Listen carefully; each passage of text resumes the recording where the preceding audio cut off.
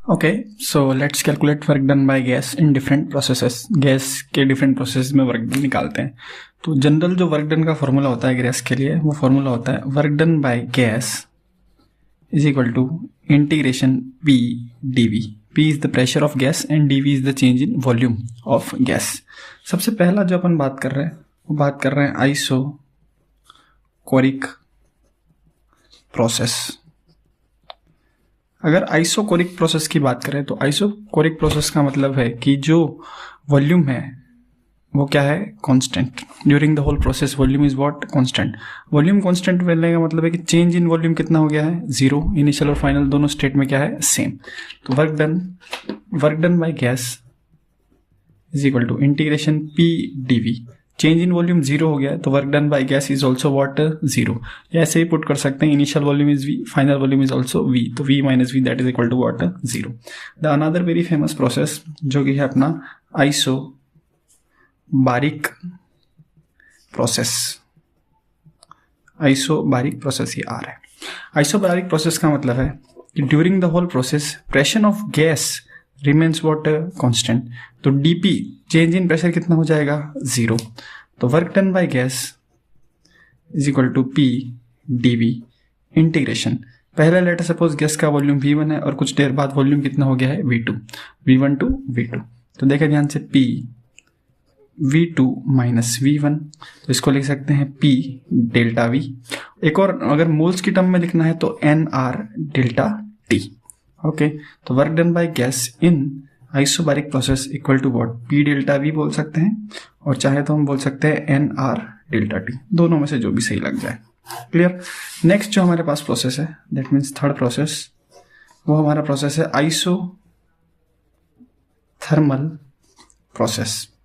Isothermal process का मतलब होता है कि during the whole process temperature of gas remains what, constant. तो चेंज इन टेम्परेचर कितना हो गया, जीरो। देखें, work done by gas is equal to integration P DV.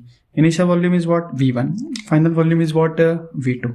Okay, अब देखें यहाँ प्रेशर भी वेरिएबल है और वॉल्यूम भी वेरिएबल है, तो किसी एक को हटाना पड़ेगा। यहाँ डीवी है तो प्रेशर को किसके टर्म में ले आते हैं, वॉल्यूम में। कैसे लाएंगे, आइडियल गैस इक्वेशन से, PV equal to what, NRT। तो पी की जगह हम क्या लिख सकते हैं, NRT divide by V। N constant, R constant और T जो है यहाँ पे टेम्परेचर वो भी क्या है, कांस्टेंट। तो फर्दर हम लिख सकते हैं work done by gas NRT divide by V dV। Initial volume is V1, final volume is what, V2। NRT constant है तो बाहर लिख लेंगे, यहाँ पे बच गया dV by V, volume V1 to V2। Further integrate करेंगे तो NRT dV by V is what, log V, और इसकी लिमिट कितनी है, यहाँ पे V1 और ये कितनी है, V2। तो work done by gas is what, NRT ln V2 minus ln V1। इसको फर्दर लिखेंगे, work done by gas equal to NRT ln V2 by V1। log A minus log B का formula लगा है। अच्छा, और भी तरीकों से इसे लिखा जा सकता है। बेसिक मेन जो फॉर्मूला है वो ध्यान रख सकते हैं ये।